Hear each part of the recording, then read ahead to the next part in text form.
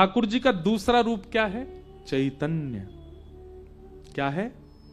चैतन्य। और चैतन्य ठाकुर जी को मानने का मतलब क्या है? सिया राम मैं सब जग जानी, करहूं प्रणाम जोरी जुग पान। हीटर में भी भगवत तत्व है, यह विश्वास मेरे अंदर प्रकट हो जाए तब मैं मानूं कि मैं चैतन्य परमात्मा को जानता हूं। हमारे यहां सबको प्रणाम किया जाता है। महाराज कहीं पैर से ठोकर लग जाए तो कई लोगों को देखा होगा वो उसको भी प्रणाम करते हैं। हमारे पैर लग गया, क्यों? उसमें प्रणाम का भाव क्या है? सब में परमात्मा है। कागज गिर जाए नीचे, उसको उठा के सिर से लगाया जाए, इसमें भी परमात्मा है। इस प्रकार की चैतन्य बुद्धि सब जगह होने लगे, सब में होने लगे। गोस्वामी तुलसीदास जी महाराज ने जब ये पंक्ति लिखी, सिया राम मैं सब जगह जाने, करहूं प्रणाम जोर जुग, इस पंक्ति को लिखने के बाद जब विश्वनाथ का दर्शन करने गए तो मार्ग में एक नंदी जी आ गए और गोस्वामी तुलसीदास जी निकलने को हों, वो नंदी जी कभी इधर से रास्ता रोके, कभी उधर से। आगे छोटी सी गली काशी की, उसमें अब तो बड़ी हो गई गलियां, पर अब भी कहीं कहीं छोटी हैं। तो ऐसा मैंने सुना है किसी संत से। तो फिर गोस्वामी जी ने थोड़ा सा आवाज की, जैसे किसी जीव को हटाने के लिए थोड़ा स्वर निकालते हैं, हट, ऐसे करके कुछ किया, उसको धक्का आदि दिया ताकि मार्ग मिले। तो मार्ग से दर्शन करने गए, दर्शन करके लौट करके आए तो ये पंक्ति अंतर ध्यान हो गई। और जो गोस्वामी जी ने इस भाव को देखा, मैं तो लिख के गया हूं, इतनी सुंदर बात लिखी, सब में सिया राम जी को देख के सबको प्रणाम करो, ये अंतर ध्यान क्यों हुई?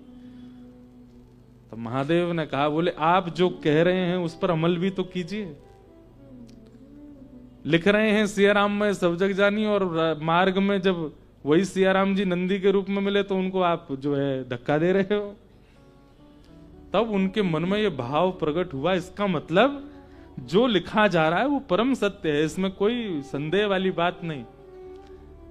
एक बात हम आपसे कहें, मैं अगर आप लोगों को किसी कार्य को करने की व्यास मंच से आज्ञा देता हूं और स्वयं यदि वो कार्य नहीं करता तो मिथ्या वाणी बोलने का दोष अपराध मुझको लगेगा। तुम स्वयं तो पालन करते नहीं और पूरी दुनिया को बता रहे हो ऐसा करो ऐसा करो, इसका अपराध मुझको लगेगा, इसका पाप मुझको लगेगा। इसलिए वक्ता को भी बहुत सावधान, यदि वो कोई बात बोले तो पहले स्वयं से पूछे वो स्वयं करता है कि नहीं।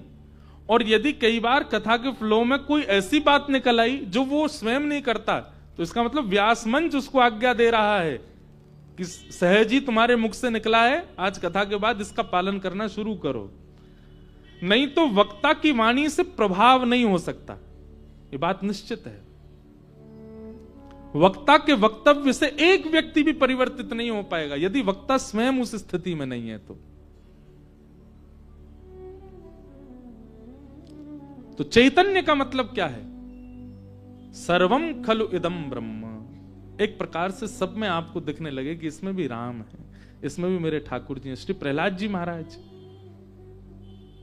खंबे में भगवान नहीं है, पर प्रहलाद का विश्वास है कि खंबायु अग्निम शलिलम महिम च ज्योतिम से सत्वानि दृशो द्रुमादीन सरित समुद्रांश हरे शरीरम यत्किंच भूतम प्रणमेत अनन्यम।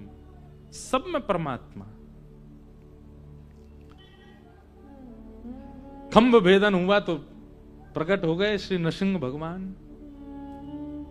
इसी कलिकाल में महाराष्ट्र की भूमि पर पधारे नामदेव जी महाराज। कौन? नामदेव जी। सब में परमात्मा को देखते। एक बार एक स्थान पर बैठ करके आप भजन कर रहे थे तो किसी ने आकर के आपको टोक दिया, बोले महाराज यहां भजन मत करो। बोले क्यों? यहां पे प्रेत आत्माएं रहती हैं। नामदेव जी बोले अब तो हम बैठ गए, अब तो यहीं करेंगे। जय हरि विठल, श्री हरि विठल, माय बापा विठल, इस प्रकार कीर्तन करने लगे। इतने में एक प्रेत प्रकट हो गया। और वो प्रेत कभी हाथी बन जाए, कभी घोड़ा बन जाए, कभी गधा बन जाए, कभी ऊंट बन जाए, कभी मूषक चूहा बन जाए। बार बार रूप बदलने लगा अपने और भयभीत आवाजें निकालने लगा। नामदेव जी महाराज ने जैसे ही उसको देखा तो नामदेव जी बोले, संसार के लोग झूठ बोल गए मुझसे कह के गए कि यहां कोई प्रेत रहता है, लेकिन भैया इतने रूप बदलने की सामर्थ्य प्रेत में नहीं है, तो परमात्मा में है। और साक्षात परमात्मा मान के प्रेत को ही प्रणाम करने लगे। जय हो भले पधारे मेरे लंबक नाथ। इतने लंबे बन गए ठाकुर जी। बोले इतने रूप बदलने की सामर्थ्य ये किसी प्रेत में नहीं हो सकती, ये तो परमात्मा में है। जैसे ही दंडवत किया, महाराज था तो वो प्रेत ही, लेकिन तुरंत श्री पंडरीनाथ विठ्ठल भगवान प्रकट हो गए। और प्रकट होकर बोले, ए नामा, यहां तो प्रेत था, तेने उसमें भी मुझे देखा। नामदेव जी कहते हैं, प्रेत में प्रेतृत्व भी आपसे ही है। प्रेत की क्या औकात कि वो किसी को डरा सके, उसके अंदर भय दिलाने का जो तत्व है वो भी तो आप ही हो। क्या प्रेत में आप निवास नहीं करते? भाई इस संसार में अपनी सत्ता यदि किसी की हो जाए तो फिर परमात्मा कैसे हो सकते हैं? रावण दशानन है, यह भी राम की कृपा है। कंस इतना बड़ा क्रूर है कि उसके कारण पूरी धरती कांपती थी, यह भी कृष्ण की कृपा थी उसके ऊपर।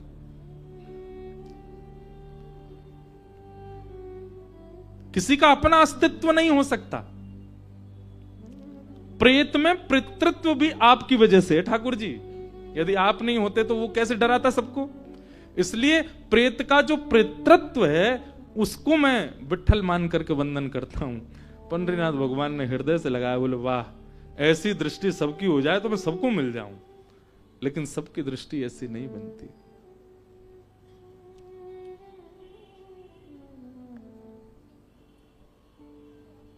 मैं नहीं, मेरा नहीं। कल मैं जब आया काशी तो मुझे हमारे किशन जी ने ये पंक्ति सुना दी और पूरी रात मेरे मन में यही चलता रहा। बहुत प्रिय पद है।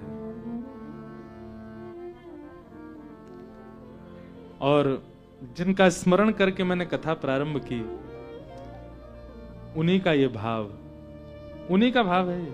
हाँ, मैं आज तक गाता रहा पर मुझे कल ही पता चला कि महाराज जी की पंक्ति है।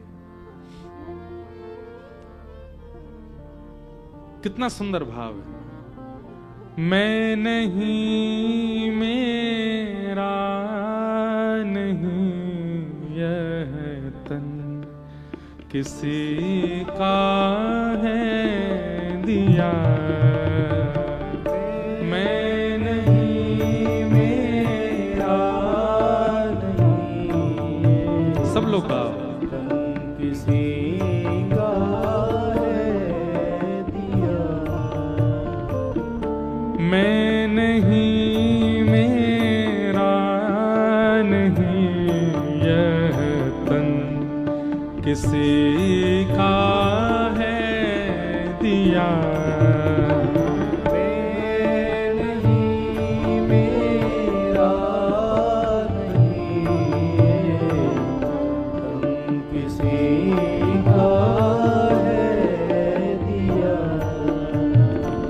जो भी अपने पास है वह धन किसी का है दिया। जो भी अपने पास है किसी का है दिया। देने वाले ने दिया, वह भी दिया किस शान से। देने वाले ने दिया,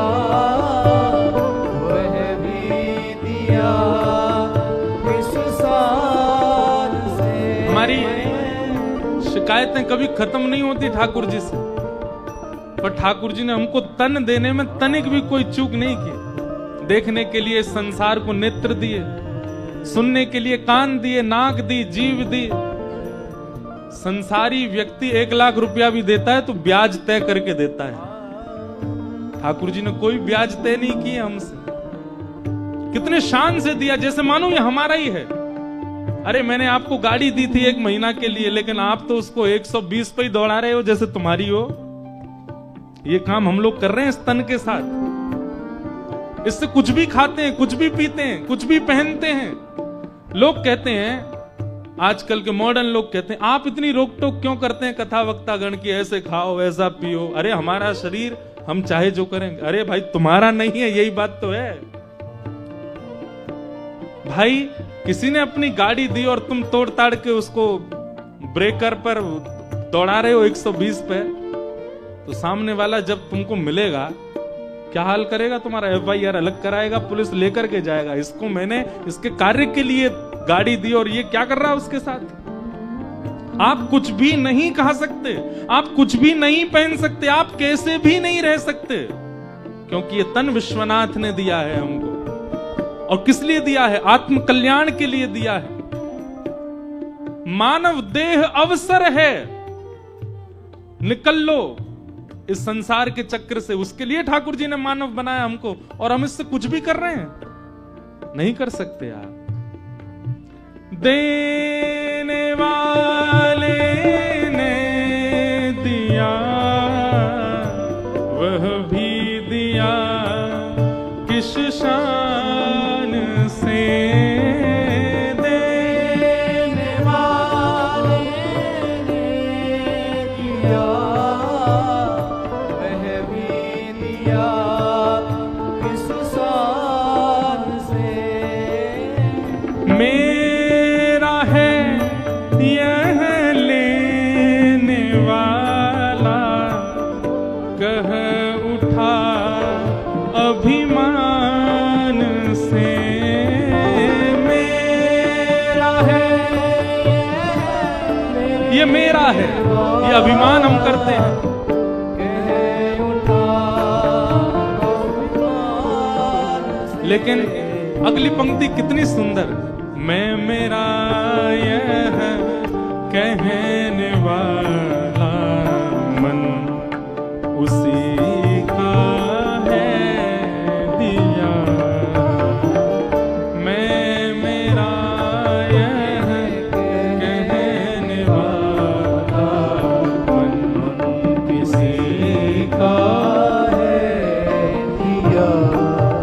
ओ मैं नहीं, मेरा नहीं, यह तन किसी का है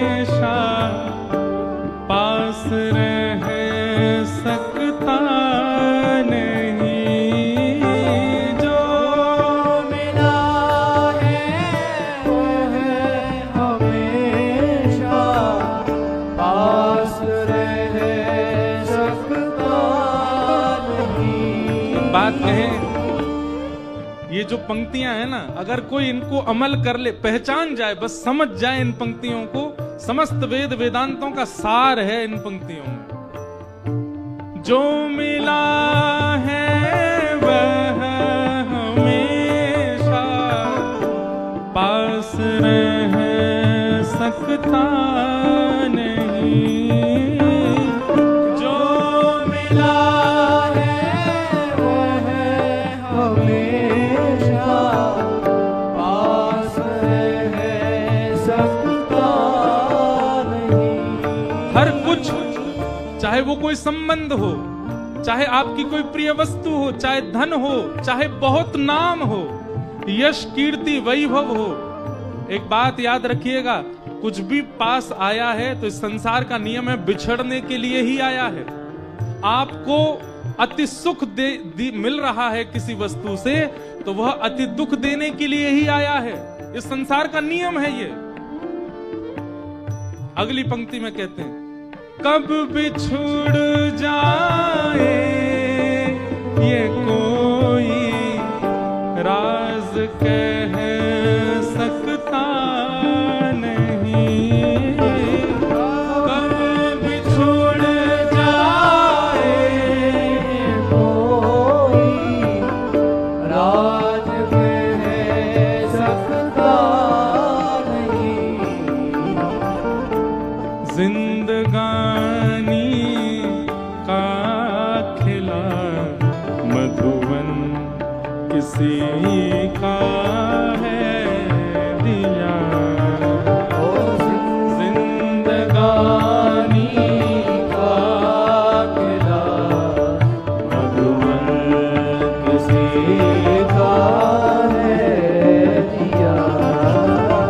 मैं नहीं, मेरा नहीं, यह धन किसी का है दिया। मैं नहीं, मेरा नहीं, धन किसी का है दिया। और अंतिम पंक्ति सबसे श्रेष्ठ, तीन काम यदि आपके जीवन में हैं तो आप अपना आत्म कल्याण कर रहे हैं। क्या? जग की सेवा खोज अपनी प्रीत हरि से कीजिए। जग की सेवा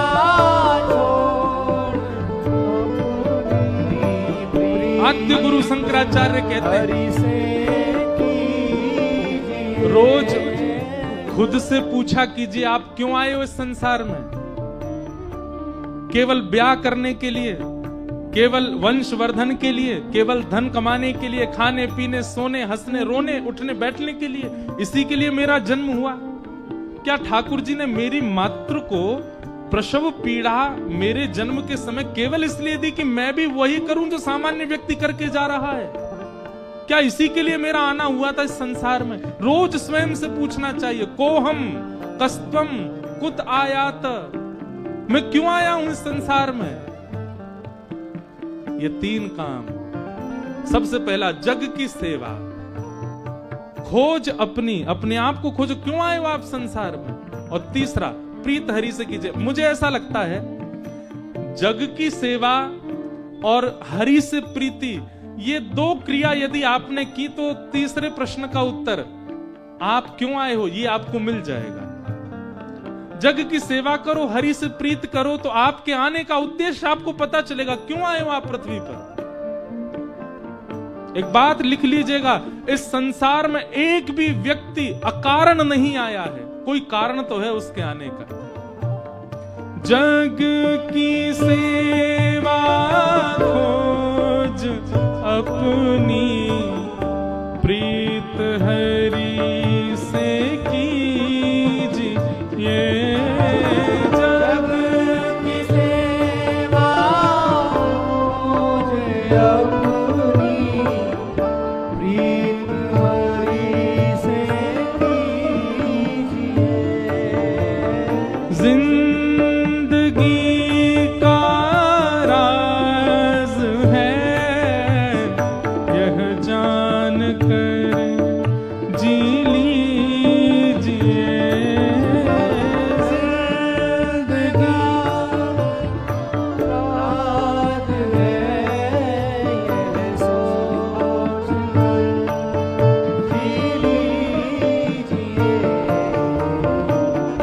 जिंदगानी साधना की राह पर साधन किसी का है दिया।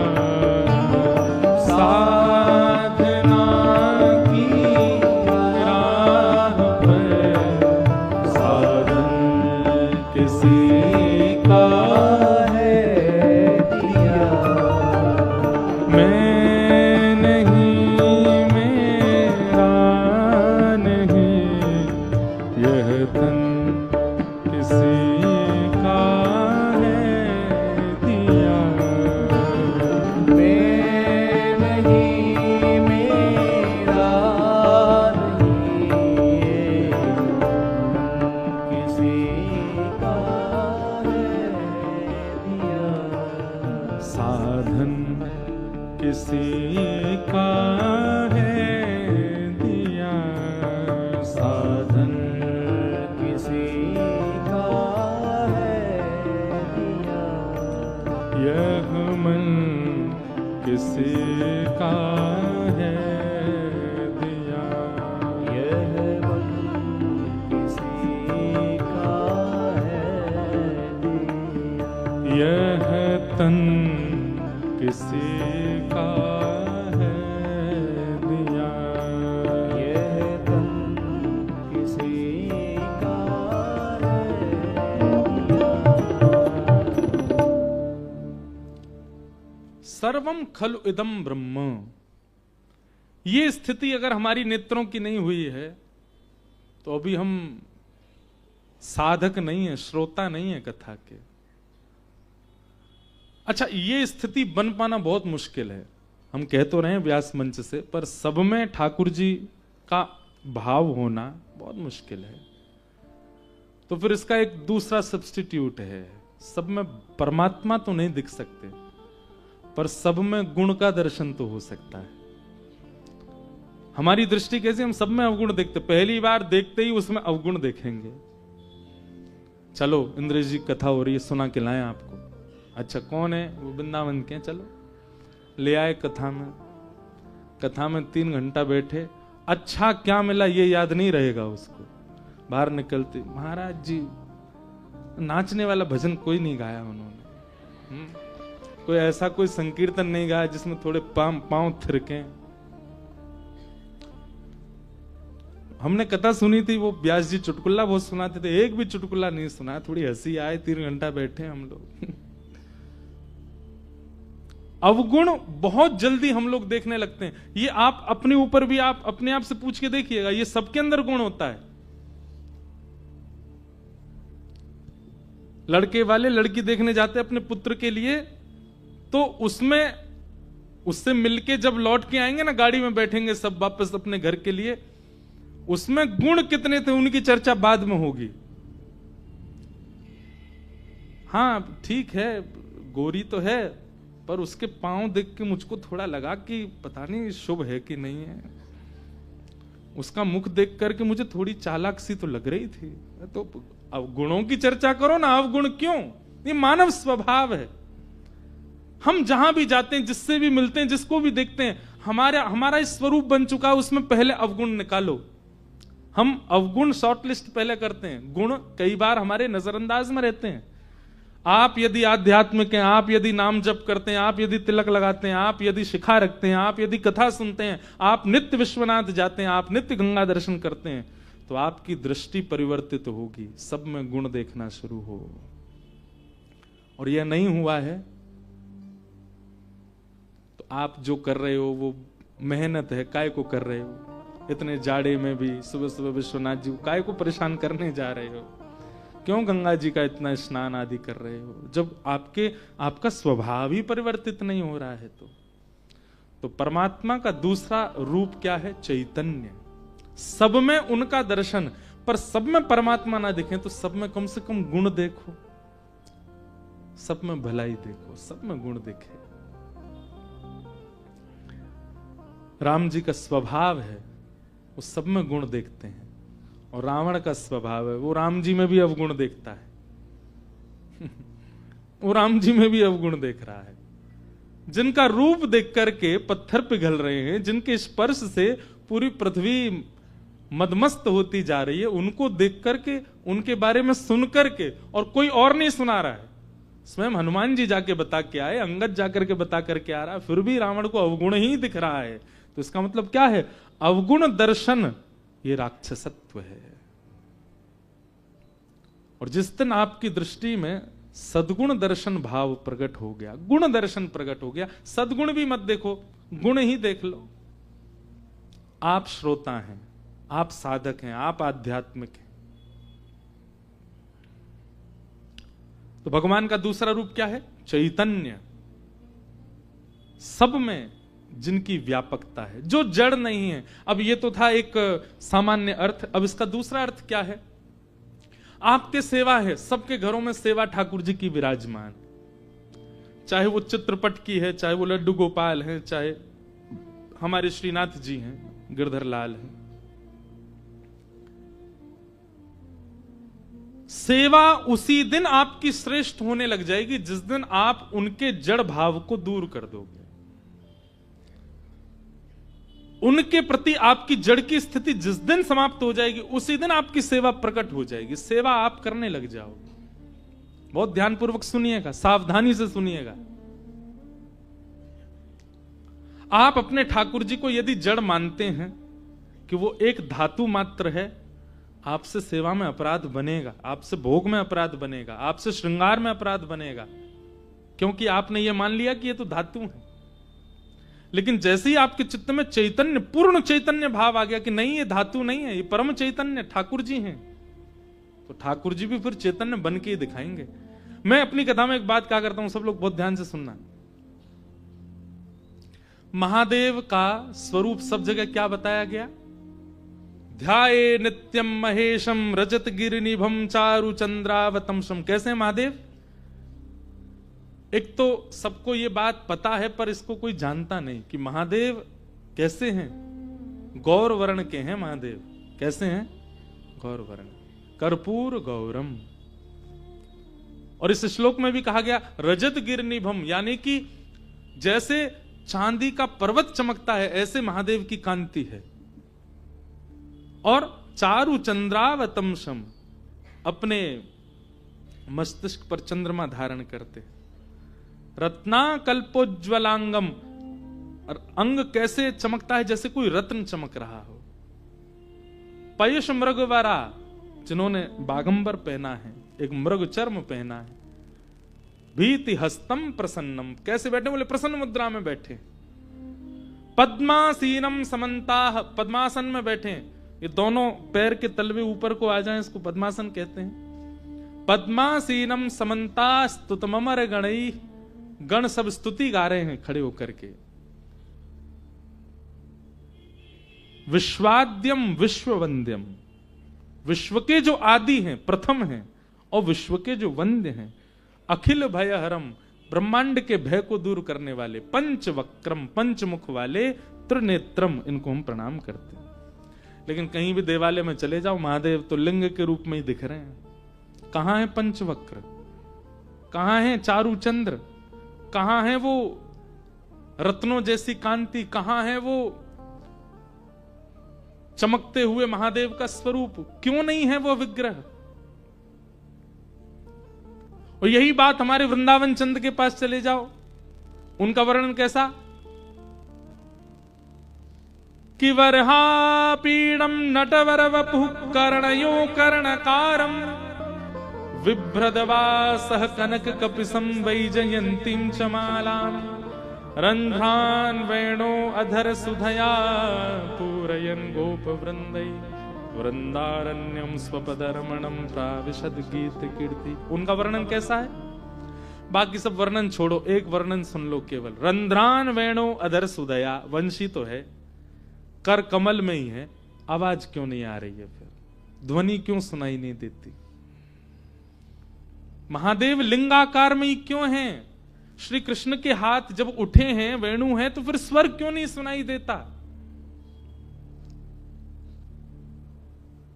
ठाकुर जी ने मुझे और आप सबको चैलेंज किया है, अगर तेरी प्रेम लक्षणा भक्ति में सामर्थ्य हो तो वेणु तो है, कर कमल में वेणु तो है, कोमल उंगलियों से छिद्र भी आच्छादित हैं, मुख पर अधर पर वेणु का प्रथम छिद्र भी है, लेकिन तेरो प्रेम जब मुकु वाद्य करेगा, मुझे वाद्य करेगा, मुझे प्रेरित करेगा, तभी स्वर निकलेगा। महादेव कहते हैं चारु चंद्र तो है, त्रिनेत्र तो है, पर तुम्हारे अंदर वह प्रेम प्रकट हो तब उसका दर्शन कराऊं। हमारे लड्डू गोपाल पूरे दिन यूं ही बैठे रहे घर में। ठाकुर जी कह रहे हैं मैं हाथ सीधे ना करूंगा, पैम सीधे ना करूंगा। क्यों? जा दिन तेरो प्रेम प्रकट है जाएगो, जा दिन तेरो प्रेम अथा है जाएगो, वही दिन अपने आत्मा में सीधे कर लूंगा। इसका मतलब क्या है? हमारी सेवा से अगर हमारे ठाकुर जी जैसे आए थे वैसे ही हैं, इसका मतलब ये प्रेम प्रकट किया नहीं तो ठाकुर जी बदल जाते हैं। ठाकुर जी थोड़े तो हाथ पांव सीधे करते, नेक तो परिवर्तित होते। अब यहां व्यवस्था नहीं तो हम अपने लाल जी का एक दर्शन कराते। जब हमारे ठाकुर जी आए थे 5 वर्ष पहले, तब का स्वरूप और आज के ठाकुर जी का स्वरूप आप कहोगे ये वो है ही नहीं।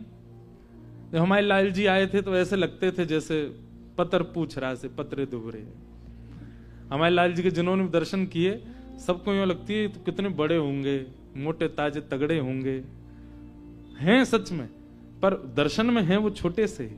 पर प्रथम दिन का दर्शन, और मैं रोज देखता हूं अपने प्रथम दिन के गिरधर लाल जी और आज के, ऐसा परिवर्तन। गदमदरा से तो गाल फूल गए उनके, नेत्रन में ऐसी रौनक सी आ गई है, कांति ऐसी लगती है अद्भुत। अब जैसे हाथ पांव बिल्कुल खा पी के जैसे खाते पीते घर के बालक हो जाते हैं, ऐसे लाल जी हो गए। पहले कोई वस्त्र धराने से आते ही नहीं थे, इतने छोटे से ठाकुर जी हमारे। अब आप कितने बड़े वस्त्र ले आओ, कैसे भी करके धारण कर लेते। तो चैतन्य, आप जिनकी सेवा करते हैं, केवल नियमित रूप से भोग लगाना, आरती करना, यह आपका कर्तव्य नहीं। आपका कर्तव्य यह है कि जैसे आए ये परिवर्तित होने चाहिए। इनके स्वरूप में थोड़ा तो, भाई बालक जन्म लेता है वो छोटा सा ही होता है, 10 साल हो गए इतना सा ही है, मां को चिंता नहीं होगी। चिंता क्या होगी? पूरा घर परिवार रोएगा, ये बढ़ता ही नहीं, इतना सा ही है। हर दिन उसमें परिवर्तन आए, वो कुछ नया सीखे, कुछ नई क्रिया करे, उसके हाथ पांव थोड़े बढ़े, चलना सीखे, बोलना सीखे, आंखें टिमटिमाए, पूछें कान कहां है तो तुरंत बताए, नाक कहां ये है, जीभ कहां ये है। हर दिन कुछ नया ज्ञान, उसमें परिवर्तन दिखता है, तब परिवार प्रसन्न रहता है। ये हमारा बालक पल रहा है, बढ़ रहा है। सेवा में भी आपका भाव और आपके ठाकुर जी का स्वरूप, इसमें परिवर्तन आना चाहिए। तब आपकी सेवा लग रही है, आप सेवा कर रहे हो, ये बात पता चलती है। ये इसी को कहते हैं चैतन्य।